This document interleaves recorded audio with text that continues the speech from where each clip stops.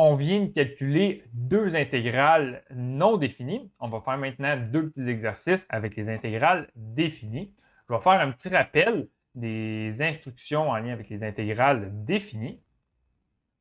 Quand on a une intégrale définie, donc on a des bornes sur notre intégrale, on va calculer notre intégrale comme étant non définie. Donc, on va refaire le même calcul qu'on faisait auparavant.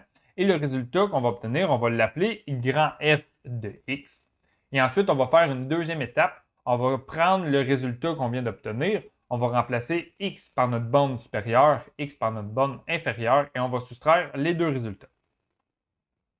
Donc, on va faire le numéro 4.19. On cherche l'intégrale entre x est égal à 2 et x est égal à 6 de la fonction e exposant x. Donc, première chose qu'on va faire, on va calculer grand f de x qui va être égal au résultat de notre intégrale comme étant une intégrale non définie. Donc, ça va être l'intégrale ex dx sans tenir compte des bornes. Donc, l'intégrale de ex dx, on va regarder sur notre table des intégrales et on va regarder premièrement, s'il y a une règle qui peut s'appliquer à notre situation. On n'a pas de règle qui peut s'appliquer. Alors, on va regarder au niveau des formules. Donc, on va regarder, on a e exposant x. E exposant x, on peut utiliser la formule 3 ici en remplaçant u par x. Donc, on va avoir l'intégrale de ex est égale à ex plus c. Donc, ici, grand f de x, lorsqu'on applique, je vais écrire ici, on applique la formule 3. Donc, le résultat qu'on va obtenir, ça va être la primitive de notre fonction, c'est égal à ex plus c. Donc là, ici, où je ne l'ai pas écrit, on vient de faire l'étape 1, on vient de calculer la primitive de notre fonction, qui est le résultat de l'intégrale comme étant une intégrale non définie. Maintenant, ce qu'on va faire à l'étape 2, on va prendre f de x et on va faire f de b moins f de a. Donc, f de b, c'est la borne supérieure. Dans notre cas ici, c'est x est égal à 6. Donc, on va avoir f de 6 moins f de 2. Donc, on va prendre notre fonction ici. On va remplacer x par 6.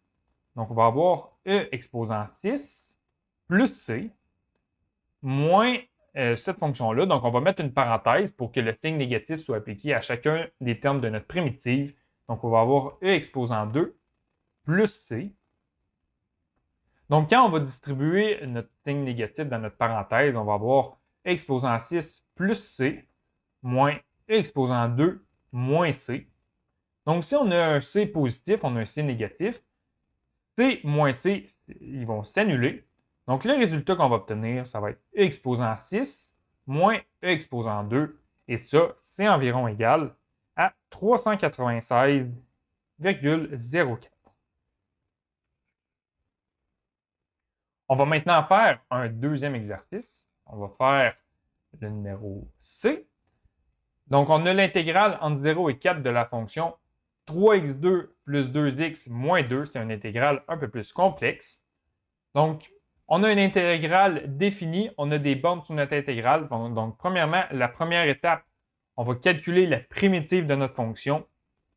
Donc, on va avoir grand f de x qui est égal à l'intégrale de 3x2 plus 2x moins 2 dx. On va aller voir sur notre table des intégrales s'il y a des règles ou des formules qu'on peut appliquer. Premièrement, au niveau des règles, on a ici une intégrale dont on a plusieurs termes qui s'additionnent et qui se soustraient. Donc, quand on regarde au niveau de la table des intégrales, on peut appliquer la règle 2 et la règle 3 qui dit que si on veut calculer l'intégrale de deux termes qui s'additionnent, ce qu'on peut faire, c'est calculer l'intégrale de chacun des termes indépendamment et les additionner par après. C'est la même chose avec la soustraction. Donc, la première étape ici, on va appliquer la règle 2 et la règle 3. Donc, règle 2 et règle 3. Donc, on va avoir f de x qui est égal à l'intégrale du premier terme, donc de 3x2 dx, plus l'intégrale du deuxième terme, 2x dx, moins l'intégrale du troisième terme, donc moins l'intégrale de 2 dx. Donc là, maintenant, on a trois intégrales à calculer, mais c'est trois intégrales plus simples à calculer. Donc, pour chacun des termes, pour chacune des intégrales, on va regarder si on a des règles ou des formules qu'on peut appliquer. Quand on retourne au niveau des règles, on se rappelle la règle 1 ici, que quand on a une constante, on peut la mettre en avant de l'intégrale. Donc, ici, on a des constantes. Pour chacune des intégrales, on a des constantes. Donc, on va appliquer la règle 1 pour chacun des termes. Donc, on va avoir ici, on va appliquer la règle 1 et la règle 1. Donc, on va avoir f de x qui est égal à, on prend la constante, on la met en avant de l'intégrale. Donc, on va avoir 3 fois l'intégrale de x2 dx. Plus, ici, on a la constante 2 qu'on met en avant de l'intégrale. Donc, plus 2 fois l'intégrale de x dx. Moins, si on a 2, on le met en avant. Donc, on va avoir 2 fois l'intégrale. Donc, si la fonction, c'est 2, si on lui retire 2, 2 divisé par 2, c'est égal à 1. Donc, on va avoir 1 fois dx. Donc, encore une fois, on a encore trois intégrales qu'on doit calculer. Donc, première intégrale ici, on calcule l'intégrale de la fonction x au carré.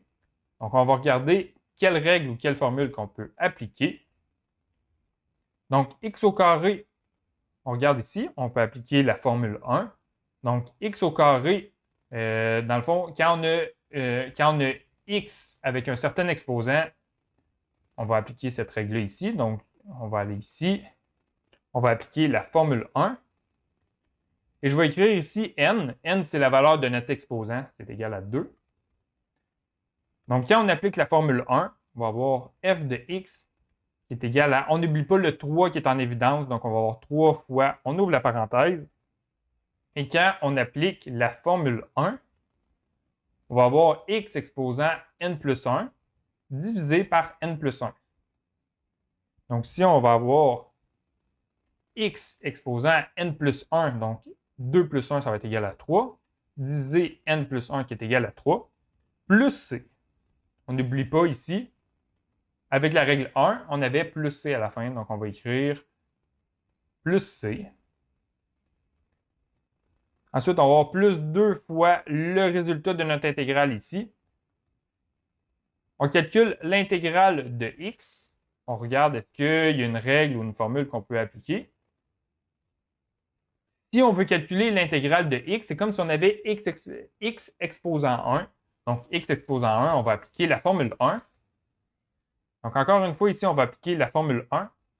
Mais cette fois-ci, notre exposant n, ça va être égal à 1. Donc, le résultat de l'intégrale ici, on va avoir x exposant n plus 1, donc x exposant 2, divisé par n plus 1 qui est égal à 2, plus c, moins 2 fois notre dernier calcul d'intégrale ici, quel est le résultat de l'intégrale de 1. On va regarder ici, on a une formule particulière d'intégration. L'intégrale de 1, c'est égal à x plus c. Donc, si on va avoir la formule 1a. Donc, ça va être égal à moins 2 fois x plus c. Donc là, on a calculé toutes nos intégrales. Là, on peut simplifier un peu. On va avoir f de x qui est égal à... Le 3, on va le distribuer dans notre parenthèse. Donc ici, on a 3 fois 1 tiers. Donc, ce qui va nous rester, c'est juste x exposant 3 plus 3 fois c. Plus, là, ici, le 2, on va le distribuer dans notre parenthèse. 2 fois 1 demi. Donc, ces deux termes-là vont s'annuler. Donc, on va avoir x au carré plus 2 fois c, moins 2c, moins 2x, pardon, moins 2 fois x, moins c. Donc, si j'ai pris le moins 2, je l'ai distribué dans ma parenthèse. Donc, chacun des constantes c, on va les réunir ensemble. Donc, on va avoir f de x qui est égal à x exposant 3 plus x exposant 2 moins 2x. Et les c, on va toutes les additionner ensemble. On a plus 3c plus 2c, moins, ici j'avais moins 2c, pardon. Donc ça va nous donner plus 3c. Et on se rappelle, quand on a une constante multipliée par une constante, eh bien, nos constantes, le résultat que ça va nous donner, c'est simplement c. Donc, on va avoir f de x qui est égal à x3 plus x2 moins 2x plus c. Donc, ça, on vient de calculer la primitive de notre fonction. On vient de terminer l'étape 1. Mais puisqu'on a une intégrale définie, donc on a une intégrale définie, ce qu'on va faire, on va prendre la primitive qu'on vient de calculer et on va calculer f de notre borne supérieure, donc f de 4, moins f de notre borne inférieure, donc f de 0. Donc, on va prendre le résultat de notre intégrale qu'on vient de calculer et on va remplacer x par 4. Donc, on va avoir 4 exposant 3 plus 4 exposant 2 moins 2 fois 4 plus c. Et on va lui soustraire, on va refaire le même calcul, mais en remplaçant x par 0. Donc, on va avoir 0 exposant 3 plus... c'est ça. 0 exposant 3 plus 0 exposant 2 moins 2 fois 0 plus c. Donc, quand je simplifie ce résultat-là, on va voir, quand on fait 4 exposant 3, on a 64. Plus 4 exposant 2, ça nous donne 16. Moins 2 fois 4, ça nous donne 8. Plus c. Moins, là, on va distribuer notre 0 dans la parenthèse. Donc, on va avoir moins 0, moins 0. Si moins 2 fois 0, c'est égal à 0. Quand on fait moins 0, ça nous donne plus 0. Et moins 1 fois c, ça nous donne moins c. Donc, encore une fois, on a plus c moins c, les deux c vont s'annuler. Nos deux constantes, ils vont s'annuler. Donc, le résultat qu'on va avoir, ça va être 64 plus 16 moins 8, qui est égal à 72. Donc, le résultat de notre intégrale, le résultat de l'intégrale de cette fonction-là entre 0 et 4, c'est égal à 72.